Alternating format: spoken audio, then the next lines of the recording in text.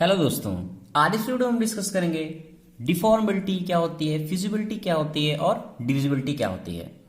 जैसा कि मैंने फर्स्ट वीडियो में डिस्कस किया था कि मैन्युफैक्चरिंग प्रोसेस हमारा क्या होता है और उसके जो 5 MS थे इंपॉर्टेंट, क्या क्या उसमें टूल होते हैं, वो सारी चीज़ें मैंने डिस्कस किया था।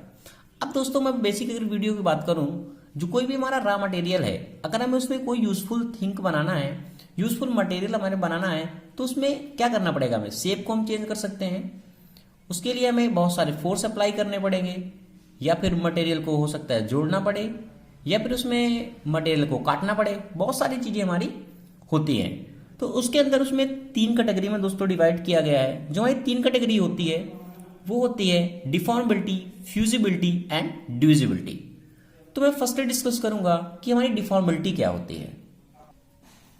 अब डिफॉर्मेबिलिटी दोस्तों क्या होती है? डिफॉर्मेबिलिटी का हमारा मेन मीनिंग होता है डिफॉर्मेशन। डिफॉर्मेशन का मतलब होता है चेंज होना। कोई भी हमने प्रोसेस अप्लाई किया, फोर्स अप्लाई किया, तो हमारा जो रॉ मटेरियल था उसने अपना क्या किया, शेप चेंज कर दिया, स्ट्रक्चर क्या हो गया, उसका चेंज हो गया, डिफॉर्म हो गया। तो वो भी जितनी भी हमारी प्रोसेस फोर्स के द्वारा होते हैं वो सारा हमारा प्रोसेस कर लाता है डिफॉर्मेबिलिटी। अगर मैं डिफिनेशन की बात करूं तो for producing useful things the raw material is deform by force. तो जो हमारा रॉ मटेरियल है वो फोर्स के द्वारा क्या होगा, डिफॉर्म होगा। अब हमें deformation force on depend on mechanical properties.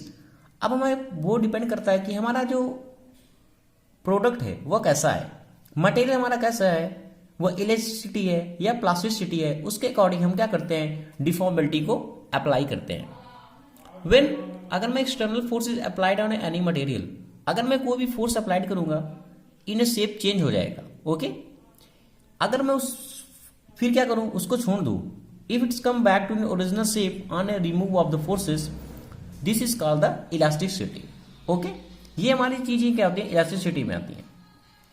अगर मैं उसमें ऐसा फोर्स अप्लाई कर दूं, वो काफी चेंज होने के बाद क्या करे, अपनी इनिशियल स्टेट पे ना आए, तो वो हमारी चीजें कहलाती हैं प्लास्टिसिटी। तो ये हमारा दोस्तों होता है डिफॉर्मेबिलिटी। अब मैं सेकेंड थिंग की बात करता हूं, एक और डिफॉर्मेबिलिटी में कौन कौन से प्रोसेस आते हैं। अगर मैं बात करूं डिफॉर्मेबिलिटी में कौन कौन से प्रोसेस आएंगे, जिससे हमें क्या करेगा, सिर्फ फोर्स को अप्लाई होगा। कोई भी हमारा मटेरियल इसमें क्या होता है, कट नहीं होता ना मेल्ट होता है। सिर्फ हम क्या करते हैं, इसमें डिफॉर्मेबिलिटी हमारा एक ऐसा प्रोसेस है जिसमें हम रॉ मटेरियल को, शेप को चेंज करते हैं ओनली क्या करते हैं, फोर्स के द्वारा।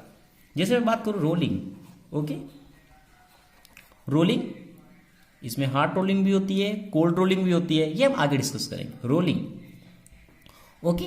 एक्सट्रूजन, इसमें भी दोस्तों क्या होता है, सिर्फ हमारा फोर्स अप्लाई होता है, कोई भी मटेरियल का हमारा डिफ्यूजिबिलिटी या डिविजिबिलिटी नहीं होती। अब मैं बात करता हूं प्रेस फॉर्मिंग। ये दोस्तों जितने भी हमारे प्रोसेस हैं ये आते हैं डिफॉर्मेबिलिटी के अंतर्गत।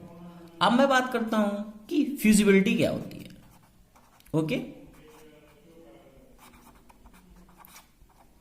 कि फ्यूजिबिलिटी क्या होती है। कोई भी हमारा मटेरियल है, क्या करते हैं, जब उसको हम हीट करते हैं, जब हम ऐसे कंटिन्यूसली हीट करते हैं, तो जो इंटरमॉलिक्यूलर फोर्स होते हैं, इंटर एटॉमिक जो फोर्सेस होते हैं उसके होते हैं, क्या हो जाते हैं, वीक हो जाते हैं। और वो जो हमारा सॉलिड है वो क्या होता है, लिक्विड में चेंज होने लगता है।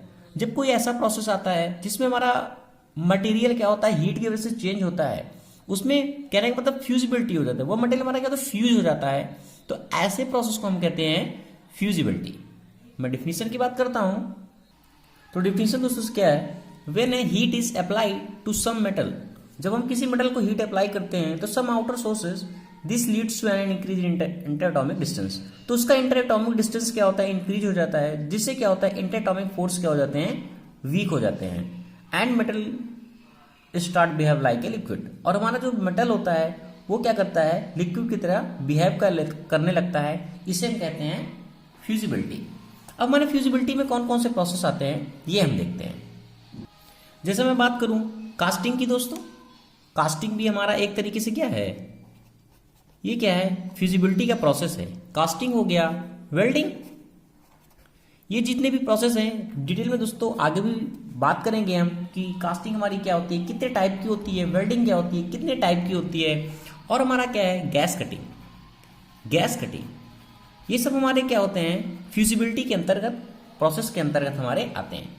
अब मैं थर्ड बात करता हूँ कि हमारी डिविजिबिलिटी क्या होती है। बात करते हैं डिविजिबिलिटी की। तो डिविजिबिलिटी दोस्तों हमारा ऐसा प्रोसेस होता है जिसमें हम क्या करते हैं, मेटल को, जो हमारा एक मेटल है वो क्या करते हैं, स्मॉल पार्ट में हमारा क्या हो जाता है, सेपरेट हो जाता है। डिविजिबिलिटी मतलब अलग करना, मटेरियल को क्या करना, अलग करना, एक तरीके से क्या करना है, उसके डिवाइड करके उसको रिक्वायर्ड शेप को जनरेट करना, वह हमारा कहलाता है डिविजिबिलिटी प्रोसेस। अगर मैं बात करूं ब्रिटल मटेरियल हमारे होते हैं जैसे कि separated without any plastic deformation, कोई भी विदाउट प्लास्टिक डिफॉर्मेशन के द्वारा ब्रिटल मटेरियल हमारे क्या होता है, कोई भी हम फोर्स अप्लाई करते हैं वो क्या इजीली ब्रेक हो जाते हैं।